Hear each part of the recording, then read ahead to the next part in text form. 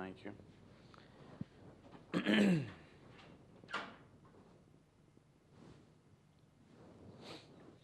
Yep, I'm just waiting for paper, but okay, let's start.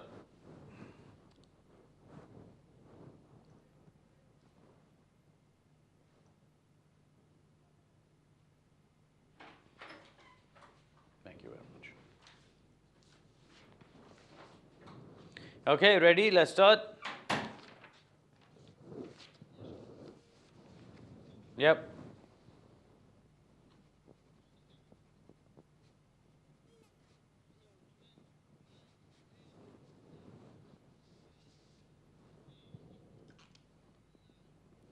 नाज़रीन अस्सलाम वालेकुम। अली बुखारी माजरत के साथ बहुत लेट आपकी खिदमत में हाजिर, कानून और आप लेकर।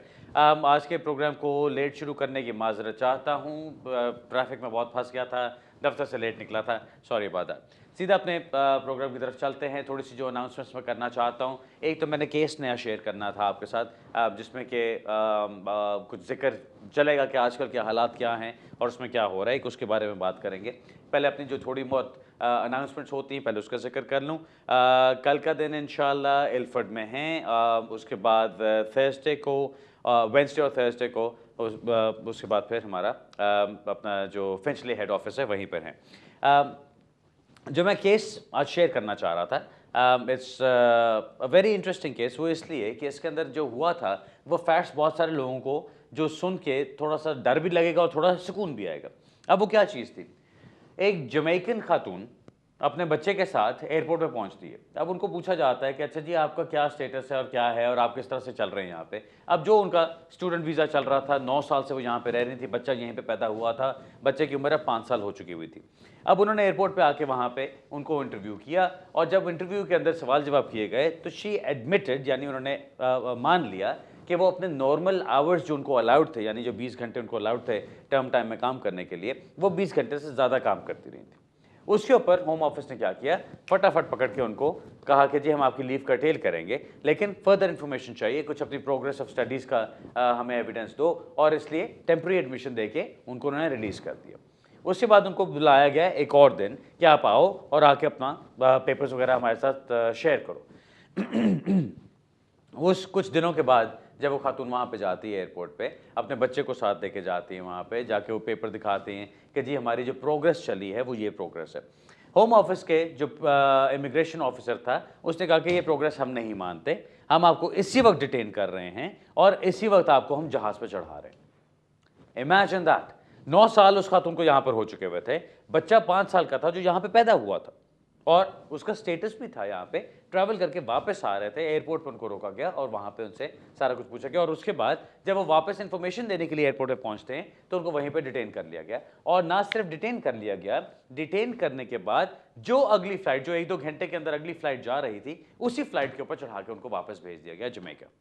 अब ये सरासर नाइंसाफ़ी, हर तरह से आप जिस तरह से भी इसको देखो, हर तरह से नाइंसाफ़ी बनती है। ये मैटर जुडिशियल रिव्यू में पहुंचा, क्योंकि जब उसको वहां पे निकाल दिया गया जमैका में, तो फिर वहां से उसने मैटर किया, जो क्लेम किया जुडिशियल रिव्यू का, कि उसको गलत निकाला गया यहाँ से।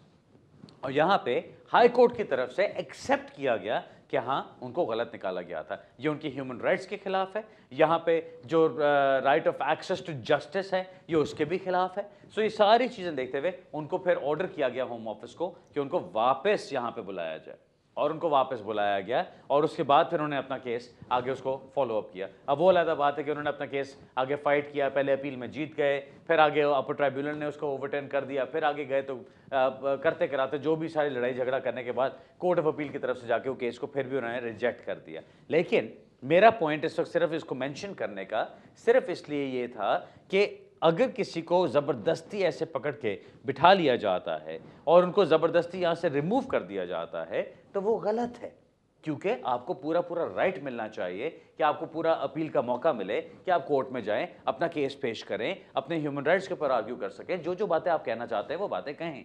क्योंकि अगर आपने इतना टाइम गुजारा हुआ है यहाँ पे, जो जितना भी टाइम गुजारा, जो भी आपका केस बनता है, अगर आप समझते हैं कि आपके ह्यूमन राइट्स का क्लेम बनता है तो उसके ऊपर आपको राइट मिलना चाहिए।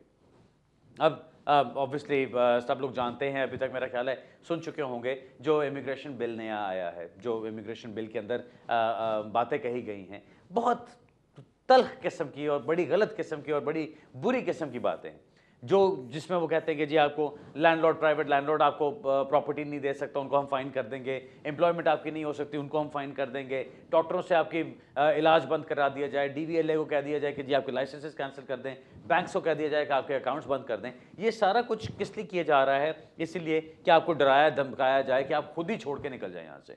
मुझे जो चीज़ नज़र आ रही है वो ये नज़र आ रही है, इनको नज़र आ रहा है कि कितने लोग यहाँ पे बैठे हैं, कितने सालों से बैठे हैं, जिनका कोई और इनके पास इलाज नहीं है, जिनका और कोई तरीका नहीं है इनको निकालने का। अब वो क्या कह रहे हैं कि बजाय इससे कि हम एक एक को रिमूवल डायरेक्शंस देनी शुरू करें, जिसमें हमें उनको अपील का राइट देना पड़े, हम उनका इतना मुश्किल कर देते, उनका सांस ही बंद कर दो कि वो खुद ही छोड़ के चले जाए यहाँ से। लेकिन बात वही है, अगर आपका रिलेशनशिप चल रहा है, अगर आपकी शादी चल रही है, तो आप अपनी बीवी को या अपने हस्बैंड को छोड़ के चले तो नहीं जाएंगे यहाँ से। अगर आपके बच्चे हैं और आप यहाँ पे रहते हैं, तो आप अपने बच्चों को बुलाए बगैर रह तो नहीं सकते यहाँ पे। अगर आपके कोई और फैमिली मेंबर्स हैं, आपके वालिदैन हैं, बूढ़े हो चुके हैं, दोनों में से एक कोई रह गया है, अकेला है, बीमार है, कुछ भी है, आप उनको अकेले छोड़ तो नहीं सकते। क्या होगा, कुछ ना कुछ आप करते रहेंगे, अपनी कोशिश आपकी जारी रहेगी, और होम ऑफिस ने जो अपनी तलखियां और सख्तियां बनानी हैं, उनकी वहां पे कोशिश जारी रहेगी। मैंने हमेशा एक बात कही है, जो यहां मैं हमेशा की तरह दोबारा रिपीट कर देता हूं। कभी कोई भी कानून जो आपके खिलाफ जाता है, कानून को रिस्पेक्ट करना बहुत बड़ी बात है, कानून को हमेशा इज्जत देना बहुत बड़ी बात है, हमेशा कानून को इज्जत दें। लेकिन अगर कोई कानून आपके बुनियादी इंसानी हकूक के खिलाफ जाता है, अगर आपके जिंदगी के खिलाफ जाता है, अगर आपकी जायज जरूरियात के खिलाफ जाता है, तो उसके खिलाफ फाइट करना, उसके खिलाफ जद्दोजहद करना बिल्कुल सही है, वो गलत नहीं है। हाँ, कानून तोड़ना और कानून तोड़ के बिल्कुल आंखें फेर लेना कि जी मैं तो जो मर्जी करूं क्योंकि ये कानून मेरी नज़र में सही नहीं है, वो गलत है, वो नहीं होना चाहिए। लेकिन बेहतर यही है कि आप अगर कोई कानून आपके खिलाफ जाता है तो आप उसको चैलेंज जरूर करो, आप उसके ऊपर फाइट जरूर करो। और जी अब मेरा ख्याल है हम अपने सवाल जवाब की तरफ चलते हैं। आज क्योंकि हमारा प्रोग्राम बहुत लेट शुरू हुआ है, तो वीनस टीवी वालों ने बड़ी मैं शुक्रगुजार हूँ, उन्होंने कह दिया कि आज हम ब्रेक नहीं करेंगे बीच में। अपनी कॉल शुरू करते हैं और फिर अब पूरा अपने नॉर्मल टाइम तक 7 बजे तक हम अपनी कॉल्स लेंगे। पहली कॉल से शुरू करते हैं, आगाज करते हैं। जी हेलो। हेलो, अस्सलाम वालेकुम। जी वालेकुम सलाम। जी अली साहब, 2 क्वेश्चन है मेरे आपसे। बताइए। एक तो मेरे लिए है और दूसरा जो है वो मेरे कजन के लिए है। पहला मेरा जो क्वेश्चन है वो ये है कि मेरे पास रेफ्यूजी स्टेटस है यहाँ पे जी, और मैंने अभी 5 इयर्स मेरे कंप्लीट होने वाले हैं। नेक्स्ट ईयर में मार्च में मैंने 27 मार्च को कंप्लीट हो जाएंगे मेरे 5 इयर्स। अब मुझे ये नहीं समझ आ रही है कि मैं कैसे, वो बच्चे जो मेरे आए थे बाद में उन्होंने मुझे ज्वाइन किया था, उनको 3 साल से ज्यादा हो जाएगा नेक्स्ट ईयर में। जब मेरे 5 इयर्स कंप्लीट हो गए उनको भी 3 साल से ज्यादा अरसा हो जाएगा। लेकिन स्टिल वो मेरे, उनकी एजेस क्या हैं जी? एक जी, उनकी उम्रें क्या हैं बच्चों की? 18 साल से कम है कि 18 साल से ऊपर है? ऊपर हो गई है ना। एक तो फुल टाइम स्टूडेंट है। ठीक जी, एक तो फुल टाइम स्टूडेंट है और दूसरा ये कि वो जो बड़ा बेटा है वो मेरा केयर बना हुआ है। मैं डिसेबिलिटी अलाउंस ले रही हूँ और वो मेरा केयर बना हुआ है फुल टाइम। तो आपका फिक्र ये है कि आपके डिपेंडेंट्स के तौर पे वो चल रहे हैं अभी पिछले 3 साल से, तो जब आपने अप्लाई करना है इंडेफिनिट लीव के लिए, तो आप उनके लिए अप्लाई कर सकती हैं कि नहीं, आप ये पूछना चाह रही हैं? हाँ, उसी चलें, ये तो आपका एक सवाल हो गया। आप दूसरा सवाल बताइए। क्योंकि मेरा भी कोई इंग्लिश टेस्ट नहीं है, मेंटल हेल्थ के लिए भी मैं टैबलेट्स ले रही हूँ। अच्छा चलें, अभी आप रुक जाइए ना, मैं आपको थोड़ा सा गाइड करूंगा इसके ऊपर। आप मुझे बताइए दूसरा सवाल क्या है आपका? प्लीज। अब दूसरा क्वेश्चन बता दूं मेरे कजन के लिए? जी बताइए बताइए, जल्दी से बताइए, तेजी से बताइए। जल्दी से बता रही हूँ। 1 मिनट, मैं ये बता रही थी कि वहाँ पे उन्होंने ब्रिटिश सिटीजन है, उनके पास वो ब्रिटिश सिटीजन है और उन्होंने अपनी वाइफ और बच्चों के लिए अप्लाई किया था।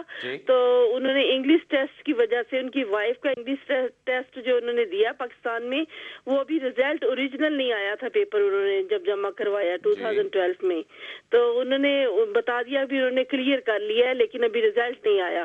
तो उन्होंने इस बात पे रिफ्यूज कर दिया। जब उनकी हियरिंग हुई तो उनके जो वकील थे उन्होंने असली जो था वो इंग्लिश टेस्ट का जो रिजल्ट था वो उन्होंने ट्रिब्यूनल में भेजा था, लेकिन जब हियरिंग वाले डेट वो पेपर गायब था वहां से। अच्छा, सो आपका सवाल? अब मैं ये पूछना चाहती हूँ कि वो दोबारा अपील में जाएंगे या हाई कोर्ट में जाएंगे या वो क्या होगा उनका? चलें ठीक है, अब आप गौर से सुनिए, मैं बताता हूँ। सिर्फ अपना थोड़ा सा सवाल शॉर्ट रखें ना जी, तो मैं ज़्यादा आपको अच्छी तरह से जवाब दे सकूंगा। बेहतर है कि आप मुझसे ज़्यादा सुने बजाय से कि हम सवाल ज़्यादा सुनते रहें। चलें, अब आप गौर से सुनिएगा। जो आपका दूसरा सवाल है वो तो ज़्यादा एक छोटा सा सवाल है, मैं आपको पहले जवाब दे देता हूँ। आपने बताया कि जी कोर्ट में उन्होंने अपील की, उनकी पहले एप्लीकेशन रिफ्यूज़ हुई, एप्लीकेशन रिफ्यूज़ करने के बाद एंट्री क्लियरेंस की अपील की उन्होंने, वो कोर्ट में गए और कोर्ट में जाके उन्होंने ओरिजिनल डॉक्यूमेंट भेज दिया हुआ था, लेकिन कोर्ट में जाके जब हियरिंग पे पहुंचे तो वहां पे वो डॉक्यूमेंट गायब हो चुका था। इसके लिए सिर्फ बात सिंपली ये है, आपको अपना एविडेंस प्रोवाइड करना है। ओरिजिनल डॉक्यूमेंट की फोटोकॉपी आपके पास होगी, जहां से वो डॉक्यूमेंट इश्यू हुआ हुआ है आप वहां से डॉक्यूमेंट की एक और कॉपी मंगवा सकते हैं। प्लस आपने जहां पे डॉक्यूमेंट सबमिट कराया, यानी अगर आपने होम ऑफिस को सबमिट कराया या हाई कमीशन को सबमिट कराया, जहां पे भी सबमिट कराया उसकी आपको वो डिटेल देनी होगी। आपके पास अगर कोई उसका प्रूफ मौजूद है तो वो प्रूफ दिखाइए कि आपके पास क्या एविडेंस है कि आपने वाकई वो डॉक्यूमेंट दिया। अब वो इस नज़र से देख सकते हैं आपको कि जी आप आगे कुछ भी कह दें कि जी हमने तो आपको डॉक्यूमेंट भेज दिया था, आपको तो मिल चुका होना चाहिए था, आपके पास होना चाहिए। अगर वो नहीं है तो वो रिस्पॉन्सिबिलिटी आपकी बनती है। इन केसेस के अंदर ये याद रखिए, जहां पे लोग अक्सर गलत करते हैं काम। अक्सर लोग मुझे कहते हैं जब मैं कोर्ट में जा रहा होता हूं तो वो कहते हैं कि जी ये सब कुछ इसी तरह से, उनसे कहे फ़ोन करके पूछ ले, उनसे कहे खुद जाके पता कर ले, जाके देख ले वहां पे बैठा है बंदा जी। ऐसे नहीं होता। किसी ने जाके देखना नहीं, किसी ने फ़ोन करके पूछना नहीं, किसी ने और कोई और इंफॉर्मेशन नहीं लेनी वहां से। बात क्या होती है? Burden of proof. Burden of proof का मतलब है अपना केस प्रूव करने का जो रिस्पॉन्सिबिलिटी है वो आपके ऊपर है। अगर आपका केस है आपने उसके ऊपर एविडेंस देना। अभी कुछ दिन पहले एक केस मेरे पास आया, वो अपील उनकी डिसमिस हुई साहब की। वो क्यों डिसमिस हुई? क्योंकि मियाँ बीवी ने दोनों ने जाके एविडेंस देना था कोर्ट में। अब वो वकील साहब को साथ लेके नहीं गए, किसी वकील को उन्होंने साथ नहीं लिया, वो खुद कोर्ट पहुंच गए। अब वहां पे जाके जब उन्होंने जज ने पूछा, अच्छा जी आपका तो एविडेंस हो गया है, आप अपनी वाइफ को बुलाना चाहते हैं? तो आगे से साहब ने कहा कि जी आपकी मर्जी है, कहते हो तो मैं बुला लेता हूं, नहीं कहते तो मैं नहीं बुलाता। अब वो जज ने आगे से कहा कि भाई आपके ऊपर है, अगर आप बुलाना चाहते हो तो बुला लो, अदरवाइज कोई जरूरत नहीं है, आपके ऊपर है। अब वो बंदे ने कहा क्या जरूरत है, दफा करो, बात खत्म हो जाती है यहीं पे। उससे वाइफ को एविडेंस नहीं दिलवाया। जब डिटर्मिनेशन आती है, जब जज का डिसीजन आता है, तो जज ने इस बात पे रिफ्यूज किया कि उसकी वाइफ वहां पे अगर एविडेंस देती और दोनों का एविडेंस मैच कर जाता तो हमारे पास बेहतर एविडेंस होता जिसके ऊपर हम बात को मान सकते थे। लेकिन अभी इनकी क्रेडिबिलिटी इतनी वीक है कि हम बात को मान नहीं सकते। नतीजा क्या निकला कि बर्डन ऑफ प्रूफ उनके ऊपर था, आपके ऊपर खुद के आपने अपना एविडेंस क्या प्रेजेंट करना है। यही केस आपका है। आप अगर ये कहें कि जी वो लेटर वहां से मंगवा लें और वो खुद ही दिखा दें, तो वो नहीं होना। ना होम ऑफिस ने पता करना है, ना कोर्ट ने पता करना है। आपके ऊपर रिस्पॉन्सिबिलिटी है कि आप अपना लेटर मंगवा के उनको दिखाएं और उनको प्रूव करें। अब अगर आपकी हियरिंग के ऊपर वो डॉक्यूमेंट नहीं था, जो सही चीज़ बनती थी करने वाली वो तो ये होनी चाहिए थी कि हियरिंग के ऊपर वो कहते हैं कि जी डॉक्यूमेंट हमने आपको भेजा है, ये प्रूफ है। अगर आप नहीं मानते कि डॉक्यूमेंट आपके पास है, एडजर्न करो इसको, जहां से डॉक्यूमेंट ओरिजिनली जिस सोर्स से चला था हम उस सोर्स से दोबारा वो डॉक्यूमेंट लेते हैं और आपको दोबारा पहुंचाते हैं। केस को एडजर्न करो, because the interest of justice can not be served. यानी आज अगर आपने फैसला कर दिया उस डॉक्यूमेंट के बगैर, तो आप फैसला सही नहीं करेंगे, वो जो जस्टिस के साथ फैसला नहीं हो सकता। सो ये चीज़ उसके अंदर तो बनती है। अगर हियरिंग ऑलरेडी हो चुकी है और जज ने रिफ्यूज कर दिया, परमिशन टू अपील आपको इस पॉइंट के ऊपर मिल सकती है कि जज को आगे हियरिंग करनी नहीं चाहिए थी, केस को एडजर्न करना चाहिए था, आपको टाइम देना चाहिए था, अगर आपके पास ओरिजिनल डॉक्यूमेंट दोबारा आ जाता है तो। सो दूसरे सवाल का तो आपको ये जवाब हो गया। पहले सवाल पे वापस आता हूँ। आपने पूछा कि जी रेफ्यूजी स्टेटस पे हैं, आपका रेफ्यूजी स्टेटस कंप्लीट होने वाला है मार्च में, आपको मार्च 2014 में 5 इयर्स हो जाएंगे। बेटे आपके डिपेंडेंट्स आए थे, उनका क्या बनेगा? जो जब डिपेंडेंट्स वो आए थे, अगर उस वक्त उनकी उम्र 18 साल से कम थी, वो जब भी 18 साल से ऊपर होने के बाद जब भी आपका टाइम पूरा हो रहा है, वो आपके साथ इंडेफिनिट लीव के लिए अप्लाई कर सकते हैं। उनको सिर्फ अपनी एप्लीकेशन सेपरेट करनी पड़ेंगी, क्योंकि वो एडल्ट हो चुके होंगे 18 से ऊपर, उनकी एप्लीकेशन सेपरेट जाएंगी, लेकिन टाइम बेशक उनको 3 साल गुजरे होंगे, वो आपके साथ अप्लाई कर सकते हैं, उसमें कोई मसला नहीं होता। बाकी जो इंग्लिश लैंग्वेज वाली बात आप कुछ कर रही थी, इसके लिए आपको इंग्लिश लैंग्वेज की ज़रूरत नहीं होती, बिकॉज ये उसके अंदर जो सेट प्रोटेक्शन रूट के अंदर जब आप जाते हैं तो जो बच्चे हैं आपके, अगर उनको इंग्लिश करना पड़ता तो उनके लिए तो आई एम श्योर कोई मसला नहीं होगा। लेकिन अगर आपकी मेंटल हेल्थ इश्यूज़ हैं, अगर आपका इंग्लिश लैंग्वेज का टेस्ट रिक्वायर्ड भी होता है, तो उसके लिए भी आपको एग्जाम्पशन मिल सकती है, अगर आपका डॉक्टर लिख के देने को तैयार हो कि आप इंग्लिश लैंग्वेज या आप कोई क्लासेस अटेंड नहीं कर सकती या आप कोई टेस्ट पास नहीं कर सकती। अगर आपने ये चीज़ कर ली, आपको एग्जाम्पशन मिल जाती है, तो जहाँ पे ज़रूरत हो भी वहाँ पे भी आपको एग्जाम्पशन मिल जाएगी, वहाँ भी आपको मसला नहीं होगा। ऑलराइट जी, बेस्ट ऑफ लक। अगला सवाल लेते जी। हेलो अली भाई, क्या हाल है? ठीक है? बस खैरियत जी, ठीक ठाक। थोड़ी प्यास लगी, थोड़ी भूख लगी, बाकी सब खैर है।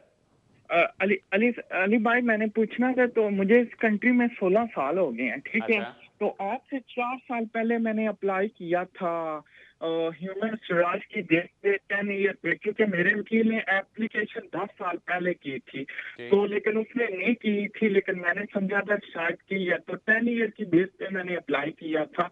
तो उन्होंने कहा था कि हम आपके मानते हैं कि आपको 10 ईयर हो गए हैं, तो हम आपका ये नहीं मानते कि आपने 10 ईयर पहले एप्लीकेशन की थी, तो उन्होंने रिफ्यूज कर दिया था। तो उसके बाद मैंने शादी कर ली थी, 5 साल का मुझे वीजा मिला था, तो अब मेरी वाइफ से सेपरेशन हो गई है। तो आपने लास्ट टाइम ये बताया था, ये मेडिकल प्राइवेट इंश्योरेंस, मैं बहुत फिक्रमंद हूँ, ये क्या चीज होती है? अगर ये मैंने नहीं करवाई तो क्या मेरा काम हो जाएगा या अभी करवा लूँ? प्लीज इसका तफसील से मुझे बता। मेडिकल इंश्योरेंस की बात कर रहे हैं? जी जी। ओके, चलो मैं बताता हूँ जी। मेडिकल इंश्योरेंस का आपने जो 5 साल का जिक्र किया, तो मुझे जो चीज़ समझ आ रही है वो यही आ रही है कि आपकी शादी हुई है किसी यूरोपियन नेशनल से। सो यूरोपियन नेशनल से शादी करके जब आप यहाँ पे रहते हैं, आपको जो वो रेजिडेंस परमिट मिलता है वो 5 साल का मिलता है। उसका मतलब क्या होता है कि जी आपकी जो फैमिली मेंबर है, यानी जो आपकी स्पाउस है यहाँ पे, अगर वो अपने ट्रीटी राइट्स एक्सरसाइज कर रही हैं यूके में, तो वो जितनी देर वो चल रही हैं उनके साथ आपको राइट रहता है कि आप एज ए फैमिली मेंबर रह सकें यहाँ पे, क्योंकि राइट उनका है ओरिजिनल, उसके साथ आपको राइट मिल रहा है। उनका ओरिजिनल राइट क्या है कि वो यहाँ पे यूके में रह सकती हैं। अब वो अगर यहाँ पे रह रही हैं तो उनका ये भी राइट बनता है कि उनका फैमिली मेंबर उनके साथ रह सके। सो वहाँ पे आपको राइट मिल रहा है साथ, ठीक है जी। सो अगर आप दोनों इकट्ठे रह रहे हैं, जेन्युइन शादी चल रही है, सब कुछ ठीक ठाक है, और या तो वो काम कर रही हैं, वो खुद भी काम कर सकती हैं, यानी सेल्फ एम्प्लॉयड भी हो सकती हैं, एम्प्लॉयड भी हो सकती हैं। अगर उनके पास अपने इंडिपेंडेंट फाइनेंशियल मीन्स हैं, वो भी चीज़ चल सकती है। अगर वो स्टूडेंट हैं, वो भी चीज़ चल सकती है। अगर वो कुछ जॉब सीकर्स अलाउंस भी ले रही हैं कुछ थोड़े टाइम पीरियड के लिए, तो वो भी उनका उसी टाइम पीरियड के अंदर आ सकता है। मेन चीज़ क्या आती है, आपने प्रूव ये करना है कि वो अपने ट्रीटी राइट्स एक्सरसाइज कर रही हैं। ट्रीटी राइट्स एक्सरसाइज करने का मतलब सिर्फ ये कि जो मैंने अभी 5 चीज़ें बताई कि वो काम कर रही हैं या बेनिफिट्स पे हैं या वो स्टूडेंट हैं या वो इंडिपेंडेंट मीन्स हैं उनके पास। अब यहाँ पे जो इंश्योरेंस की बात आती है वो कहाँ पर आती है? अगर तो आप सेल्फ एम्प्लॉयड हैं या एम्प्लॉयड हैं, इन दोनों सिचुएशंस के अंदर आपको यहाँ पे NHS अलाउड है, आपको किसी और इंश्योरेंस की ज़रूरत नहीं होती। लेकिन अगर आपकी जो ट्रीटी राइट्स एक्सरसाइज करने का तरीका है वो या स्टूडेंट है या किसी और कैटेगरी के अंदर आता है, तो फिर आपको वहाँ पे मेडिकल इंश्योरेंस करानी होती है, ठीक है जी। सो अगर तो वो वाइफ आपकी जॉब कर रही हैं, आप अपनी टैक्स पे कर रही हैं, तो फिर मेडिकल इंश्योरेंस की ज़रूरत नहीं है। लेकिन अगर वो जॉब नहीं कर रही हैं या वो स्टूडेंट हैं या उनके इंडिपेंडेंट फाइनेंशियल मीन्स हैं या वो कोई टैक्स वगैरह भी अपना जो जॉब सीकर्स अलाउंस वगैरह कुछ ले रही हैं, अगर वो सिचुएशन है उसके अंदर उनकी मेडिकल इंश्योरेंस होनी चाहिए। अगर वो मेडिकल इंश्योरेंस नहीं है तो आखिर में जाके जब आप 5 साल के बाद अप्लाई करेंगे तो she will not be considered a qualified person under the regulations. यानी जो EEA रेगुलेशंस आती हैं उसके अंदर क्वालिफाइड पर्सन की जो डेफिनेशन है उसके अंदर ये चीज़ आती है कि आपको इंश्योरेंस की भी ज़रूरत होती है। सो अगर टेक्निकलिटी आपकी ये वीक होगी तो 5 साल के बाद आपको उसकी बेस पे परमानेंट रेजिडेंस मिलने में प्रॉब्लम हो सकती है। Alright sir, I hope clear हो गया होगा। अगला सवाल लेते हैं जी। Hello good evening sir. Good evening. We have applied FLRO application, but on the base of child, our application was refused on 14th of August. Okay. And they haven't decided my child application, and we have sent a second reminder, but still they haven't replied. Right. We have sent pre-action protocol. My question is, shall we wait for my child decision before we go to JR? So you did the child's application separately? Yeah, the How old is the application child? was separate, and they haven't decided my child application. My question is, shall we wait for my child decision We have already sent second reminder. Still, they haven't. Yes, yes, yes. They You haven't. told me that. You told that already. I'm just asking, how old is the child? When we go to JR, do we need to submit supporting documents? Okay, fine. Now, just listen to the answer. Firstly, if you're going into JR, I always say go into JR only and only when you feel that your case is absolutely rock solid. When you go into JR, you're not taking any chances. You're not taking, just a fluttery kind of information and you just go there and say, yeah, maybe it may happen, maybe it not. You have to go there only when you know that the law is on your side, that you know that you're right, and that is why you're going there. Now, you haven't given me enough information for me to be able to give you a definitive answer. Usually, in my applications, what I would do is I would have the main applicant plus all the dependents in one application if you're doing an FLR application. Because if it's a child and you're putting the child separately in a different application, I don't see the sense in it because it should be the same application. But that's my opinion, that's my view. Maybe I'm wrong, maybe you can tell me I'm wrong. But in my opinion, if you've done it separately and your application has been refused and your child's application has not been refused, if you go into a judicial review, what basis are you going on? Are you saying that my child has status in the UK?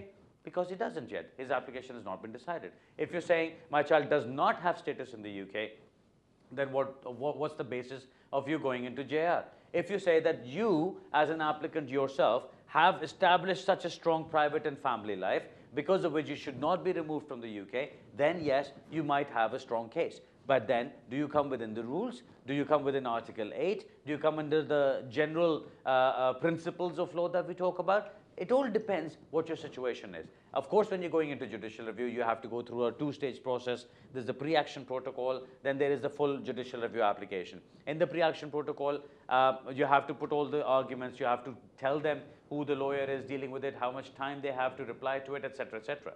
A lot of times, they don't even bother replying.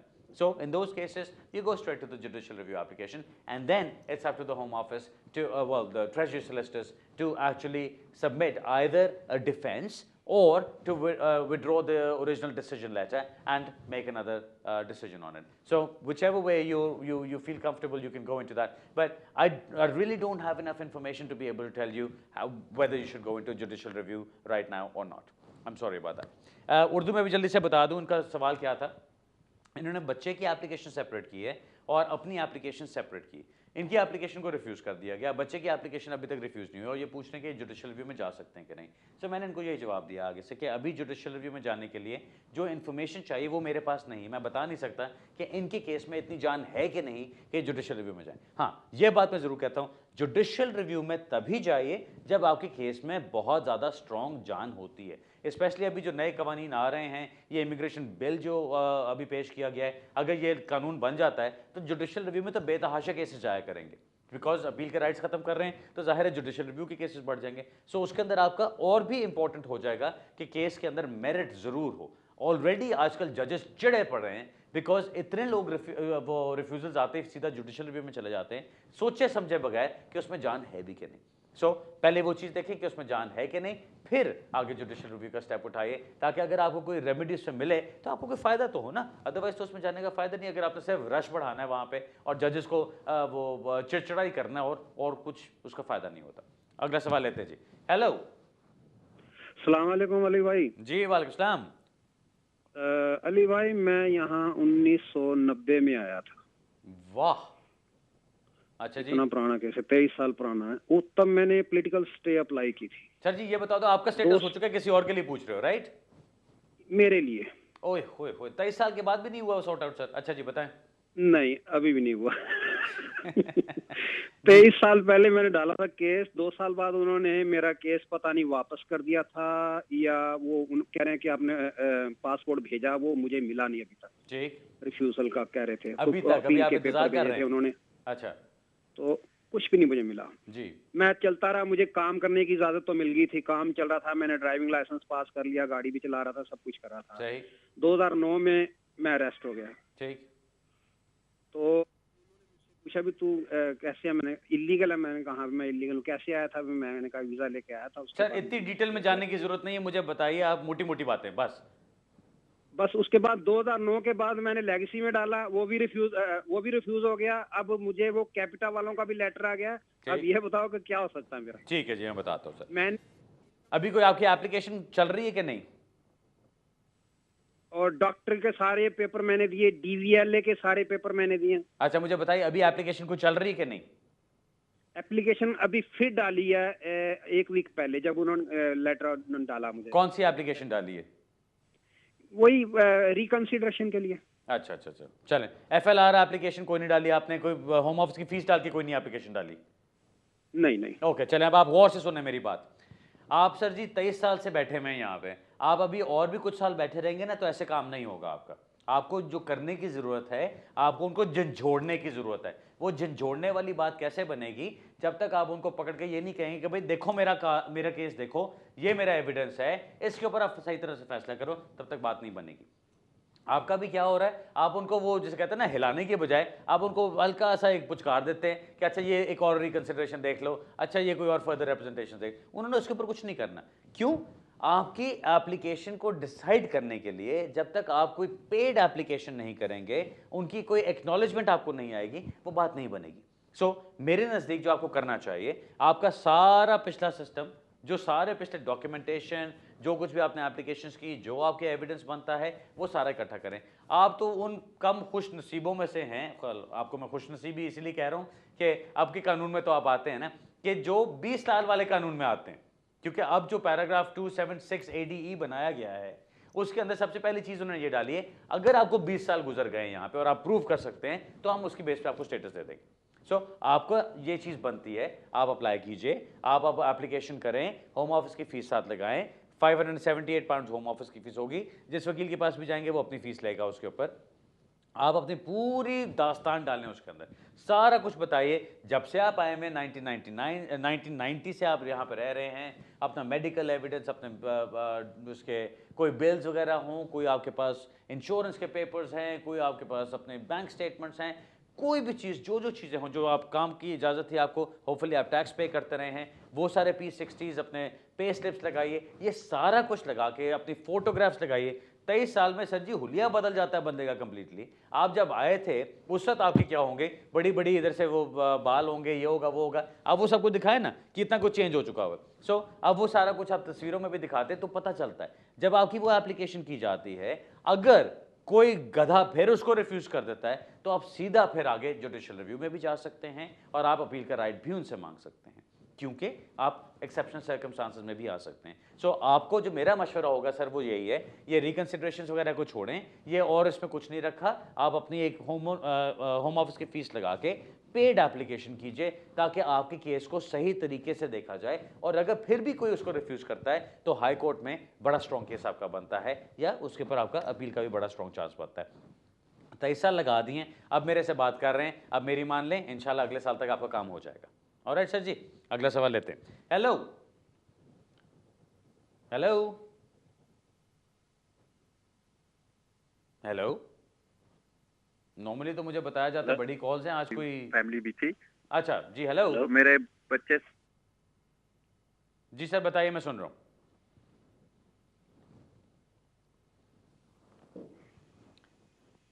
Ji next call लेते हैं, मेरा ख्याल है यहाँ पे कुछ line drop होगी, पता नहीं क्या हुआ है। जी हेलो। हेलो, अस्सलाम वालेकुम। वालेकुम। मैंने आपसे पूछना है कि मेरे पेरेंट्स का इंडेफिनेट वीजा लग गया था और उन्होंने हमारा तीनों बच्चों का अप्लाई किया। ठीक है, तो उन्होंने अब हमारा वीजा लगाया indefinite leave to enter the UK. ठीक है, अब हम यहाँ पे हैं, तो अब इसको इंडेफिनेट लीव टू रिमेन कराना जरूरी है, और कैसे करा सकते हैं और कब तक, इसका क्या है? ओके चलें ठीक है, मैं बताता हूँ जी। हमारा settlement visa to join parents. जी ठीक है, दैट्स फाइन, डोंट वरी। अब आप सुन ले, इसका कोई लंबा चौड़ा जवाब नहीं है। जब आप यूके के अंदर होते हैं, जब आप यूके में मौजूद होते हैं, आप इनसाइड द कंट्री एप्लीकेशन करते हैं, जिसको इन कंट्री एप्लीकेशन कहा जाता है। वहां पे अगर आपको इंडेफिनेट लीव दी जाती है तो वो इंडेफिनेट लीव टू रिमेन कहलाती है। रिमेन यानी ऑलरेडी बंदा यहां पर है, यहीं पे रहता रहे, इंडेफिनेट लीव टू रिमेन। अगर आपकी इंडेफिनेट लीव टू एंटर लगती है, वो लगती है जब आप यूके से बाहर होते हैं, जब आप आउट ऑफ कंट्री एप्लीकेशन करते हैं। सो आउट ऑफ कंट्री जब आपने एंट्री क्लियरेंस के लिए अप्लाई किया, वहां पे आपके पेरेंट्स ने आपके लिए अप्लाई किया होगा, खैर अप्लाई तो आपने ही किया होगा, लेकिन उनकी बेसिस पे होगा, पेरेंट्स को ज्वाइन करने के लिए आपको सेटलमेंट दी गई है। अब वो सेटलमेंट जो होती है उसमें आपको इंडेफिनिट लीव टू एंटर मिलती है। सो उसका मतलब ये नहीं है कि आपको यहाँ के उसको चेंज कराना है, कुछ चेंज कराने की जरूरत नहीं है, वो आपकी वही चीज़ है जिसका इंडेफिनिट लीव कहीं पे भी होती है। सो आपने एक दफ़ा एंट्री कर ली, अब आपका इंडेफिनिट का मामला चल रहा है वहाँ से, उसको आपको चेंज कराने की जरूरत नहीं है। हाँ, कई दफ़ा ये होता है कि वो आपको जब ओरिजिनल सेटलमेंट का लगा के देते हैं तो उसकी वैलिडिटी वो थोड़े अरसे की रखते हैं, 6 महीने की रख देते हैं। सो वो लोगों को अक्सर होता है कि जी इसके बाद मुझे क्या करना है। उसका मतलब ये होता है कि वो 6 महीने में आपने एंट्री करनी है। अगर आपने वो 6 महीने में एंट्री कर ली देन दैट्स फाइन, वो आपकी indefinite leave to enter validate हो जाती है वहाँ से, और आपको और कुछ करने की जरूरत नहीं है। अब आपका जब टाइम कंप्लीट होता है, जो आपका कानून के मुताबिक जो भी बनता है, उसमें जब आप जाके नेशनलाइजेशन के लिए अप्लाई करना चाहते हैं तो इसी इंडेफिनिट लीव टू एंटर की बेस पे आप अप्लाई करेंगे अपनी नेशनलिटी के लिए। ऑलराइट जी, बेस्ट ऑफ लक। अगला सवाल लेते हैं जी। हेलो हेलो, हाँ जी जी, हाँ जी, यही सवाल करना है। करो सर। अजी पूछना है भाई, अभी शादी करनी है लड़की की मार्च में। इंडिया शादी करनी है मार्च में। हाँ जी, मैं सुन रहा हूँ, बताओ।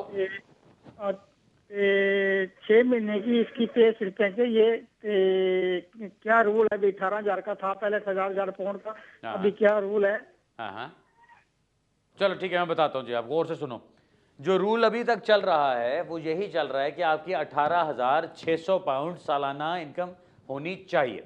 अगर आपकी 18,600 पाउंड साल की इनकम बनती है तो आप शादी करके अपने स्पाउस को लेकर आ सकते हो यहाँ पे, ठीक है जी। अब उसके ऊपर क्या हुआ, उसको चैलेंज किया गया है केस के अंदर, MMN अदर्स के नाम से। उस केस के अंदर जज ने फैसला ये किया कि 18,600 तो बहुत ज़्यादा है, इससे कम होना चाहिए, इसको कोई 13,500-14,000 की रेंज में होना चाहिए। अब वो जो फैसला जज का आया, उस फैसले को उन्होंने होम ऑफिस वालों ने चैलेंज कर दिया।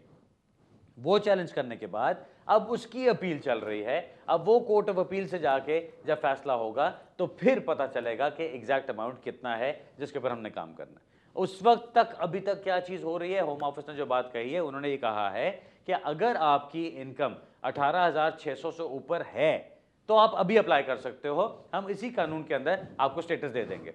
अगर आपकी इनकम 18,600 से कम है तो आपने अप्लाई किया तो हम उस एप्लीकेशन को रख लेंगे अपने पास, और उसको हम रखेंगे जब तक इस अपील का फैसला नहीं हो जाता। जब अपील का फैसला होता है उसमें जो कहा जाता है उसके मुताबिक हम इस केस को डिसाइड करेंगे।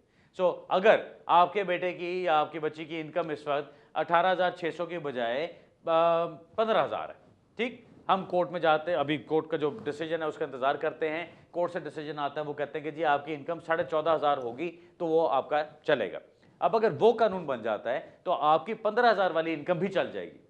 लेकिन अगर वो कहते हैं कि नहीं जी कानून वही 18,600 ही रहेगा, तो फिर 15,000 वाली इनकम नहीं चलेगी, आपकी एप्लीकेशन को वो रिफ्यूज कर देंगे। मोटी बात समझ लो, अगर आपने शादी करके बुलाना है किसी को, इस वक्त अगर फौरन काम कराना चाहते हो कि जी अगले 2 महीने में काम हो जाए, तो फिर तो 18,600 से ज़्यादा इनकम होनी ज़रूरी है। अगर फौरन काम कराने की जल्दी नहीं है, इनकम कम है, तो आप जो भी इनकम है उसके ऊपर अप्लाई कर दो, कम से कम 13-14 हज़ार तो हो ना, उसके ऊपर अप्लाई कर दो। वो जितनी देर अपील का फैसला नहीं होता आपकी एप्लीकेशन को रख के उसके ऊपर बैठे रहेंगे। जब वो फैसला हो जाता है अपील का तो फिर वो आपकी एप्लीकेशन को डिसाइड करेंगे और फिर उसके मुताबिक आपको फैसला मिलेगा। ठीक है सर जी, ओके, अगला सवाल लेते हैं जी। हेलो जी, वालेकुम। I am just phoning on behalf of a cousin of mine. I wanted to get some advice for him because he received a 3 years discretionary leave, right, which is due to expire at the middle of November. Okay. Basically, he wants to apply for extension. But his circumstances have changed. Right. His marriage is broken down. His wife asked for divorce, so he's given her divorce. Right. He wanted to know what basis can he apply on. Okay. And he's also in another relationship now. Right. And his partners, they're not living together. They're living separately, but she's pregnant. Right. And just wanted to know what help and advice he can get and Okay. what he will need to do. Is it okay if I answer in Urdu? Sorry? Is it okay if I answer in Urdu? Yeah, that's fine. Yes? Okay. You can answer in Urdu. Because then everybody else can understand it. Okay. Right जी, मैं पहले इनका सवाल repeat कर देता हूँ, उसके बाद मैं जवाब देता हूँ। सवाल इनका ये है कि एक साहब है यहाँ पे, वो उनको डिस्क्रेशनरी लीव टू रिमेन मिली थी 3 साल की। उस डिस्क्रेशन लीव का जो एक्सटेंशन का टाइम पीरियड आ रहा है, अब वो आ रहा है नवंबर में। अब सर्कमस्टांसेस चेंज हो चुके हैं। जिस शादी की बेस पे या जिस रिलेशनशिप की बेस पे उनको डिस्क्रेशन लीव मिली थी, वो रिलेशनशिप अब ख़त्म हो चुका है और अब उनका रिलेशनशिप कोई और चल रहा है किसी और के साथ, और वहाँ पे उनका वो प्रेगनेंसी भी चल रही है। सो इनका सवाल ये है कि वो अब अपनी एक्सटेंशन के लिए अप्लाई करेंगे तो किस बेस पे अप्लाई कर सकते हैं और क्या कर सकते हैं। बहुत अच्छा सवाल है, इसलिए मैं इसको ज़रा अच्छी तरह से एक्सप्लेन करना चाह रहा था। वो इसलिए क्योंकि अक्सर लोगों को इसका पता नहीं होता। अब क्या बात है, आपको जब 3 साल की डिस्क्रेशन लीव मिली, वो आपको 9 जुलाई 2012 से पहले मिली थी। अब वो जो आपकी डिस्क्रेशन लीव चल रही होती है, उसके अंदर आमतौर पे ये कहा जाता है कि अगर आपके सर्कमस्टांसेस चेंज नहीं होते तो जिस वक्त आपकी एक्सटेंशन का टाइम आता है, उन्हीं सर्कमस्टांसेस की बेस पे आपको 3 साल की और लीव मिल जाएगी और टोटल 6 साल के बाद आप जाके इंडेफिनिट लीव के लिए अप्लाई कर सकते हैं। अब इनकी सिचुएशन ये बनी है कि इनके जो सर्कमस्टांसेस हैं वो चेंज हो गए हैं। अब आपके सर्कमस्टांसेस चेंज होने की वजह से वो 3 साल की कैटेगरी में से आप निकल आएंगे। अब आप जब आप अप्लाई करेंगे, आपका दूसरा रिलेशनशिप चल रहा है, हो सकता है आप कहेंगे जी मैं कितने साल से रह रहा हूँ, हो सकता है आपका लंबा टाइम पीरियड भी गुजरा हो पीछे। अभी आपने बताया नहीं कि इनको कितना टाइम हुआ है यहाँ पे, लेकिन फॉर एग्जांपल इनको एक लंबा टाइम पीरियड गुजर चुका है जिसमें से 3 साल इनकी डिस्कशन लीव पे गुजरे, उस रिलेशनशिप पे गुजरे, अब दूसरा रिलेशनशिप शुरू हो गया। ये जब अप्लाई करेंगे तो उस दूसरे रिलेशनशिप के ऊपर अप्लाई करेंगे। अब ये तो कह तो यही रहे हैं कि जी मुझे डिस्क्रेशन लीव ही चाहिए, लेकिन the way the home office are gonna look at it, उन्होंने ये चीज़ कहनी है कि जी आपकी डिस्क्रेशन लीव पहले जिस ग्राउंड्स के ऊपर थी और अब जो ग्राउंड्स हैं वो दोनों बिल्कुल फ़र्क है। सो अब आपकी डिस्क्रेशन लीव जो दी जाएगी वो पोस्ट 2012 के जो रूल्स हैं उसके मुताबिक दी जाएगी। यानी आपकी जो 9 जुलाई 2012 के बाद की है लीव आपको मिलेगी, वो आपको अब 2.5 साल की मिलेगी। सो मुझे अब ये लगता है, I hope I am wrong about it, लेकिन जो मुझे चीज़ लगती है, जो 3 साल की ओरिजिनल लीव इनको मिली थी वो एक बेसिस पे मिली थी कि जी इनका ये रिलेशनशिप था और ये सारा कुछ है, उसके ऊपर उन्होंने दिया। अब जब आप एक्सटेंशन के लिए अप्लाई करते हैं लेकिन रिलेशनशिप डिफरेंट है, सर्कमस्टांसेस बदल चुके हैं, तो वो इस चीज़ के ऊपर जा सकते हैं कि जी सर्कमस्टांसेस क्योंकि अब बदल गए हैं, it's no longer the same discretionary leave continuing. So इसलिए आपको 2.5 साल की लीव दी जाएगी। सो वो चीज़ आपकी चलेगी। अब 2.5 साल की लीव पे आमतौर पे क्या है कि आपको 10 साल कंप्लीट करने हैं, लेकिन यहाँ पे एक चीज़ जो और कारामद आ सकती है जिसके ऊपर आप आर्ग्यू कर सकते हो कि 3 साल डिस्क्रेशन लीव के आपने गुजार लिए, 2.5 साल अगर आपको और मिलती है, वो 2.5 साल मिलने के बाद आप दोबारा डिस्क्रेशन लीव के लिए अप्लाई कर रहे हैं, आपको फिर थोड़ा सा टाइम और मिल जाए, एक आर्ग्यूमेंट बनती है कि आप 6 साल के बाद अप्लाई कर सकते हैं इंडेफिनिट लीव के लिए, क्योंकि 6 ईयर्स डिस्क्रेशन लीव का पॉइंट तो था। एक तो आर्ग्यूमेंट ये बनती है। ये आर्ग्यूमेंट क्यों कह रहा हूं, क्योंकि अभी तक किसी को वो डिस्क्रेशन लीव 2.5 साल की मिले हुए 2.5 साल कंप्लीट नहीं हुए। सो हम उसके ऊपर अभी एक वो फाइनल जवाब नहीं दे सकते। सो जब वो होंगे उसके बाद जो कानून जिस तरह से शक्ल इख्तियार करेगा उसके मुताबिक हम बात करेंगे उसके। ठीक है जी। दूसरी चीज़ एक और जो इनके लिए आ सकती है, वो ये 3 ईयर से गुजार चुके हैं, 2.5 साल करके इनको अगर 10 साल ये पहले गुजार लेते तो इनको 10 ईयर्स और इंतजार करने की जरूरत नहीं, उससे 7 साल के अंदर इनका काम हो जाएगा। अनफॉर्चुनेटली मुझे लगता है कि इनको अभी 2.5 साल के रूट पे वो डाल देंगे, नॉट अनदर 3 ईयर्स। ऑलराइट जी नाज़रीन, आज के प्रोग्राम का अब टाइम खत्म हो रहा है। मेरा ईमेल एड्रेस आपकी स्क्रीन के ऊपर मौजूद होगा, वहां पे आप मुझसे सवाल जवाब कर सकते हैं, लेकिन प्लीज़ अपने सवाल छोटे रखिएगा। कोई इन्फॉर्मेशन आप लेना चाहें तो मैं आपको जो हल्की फुल्की मैं दे सकूं तो ज़रूर करता हूं। अगर आपने डिटेल बात करनी है तब मैं कहता हूं कि नहीं, आप मिल के बैठेंगे, बात करेंगे तो फिर ही बात समझ आएगी। अगले हफ्ते इसी वक्त इसी जगह इंशाल्लाह दोबारा मुलाकात होगी। तब तक के लिए अपनी दुआओं में भी याद रखिएगा, अपनी बेस्ट विशेस में याद रखिएगा, एंड मिलते हैं अगले हफ्ते। Thank you very much.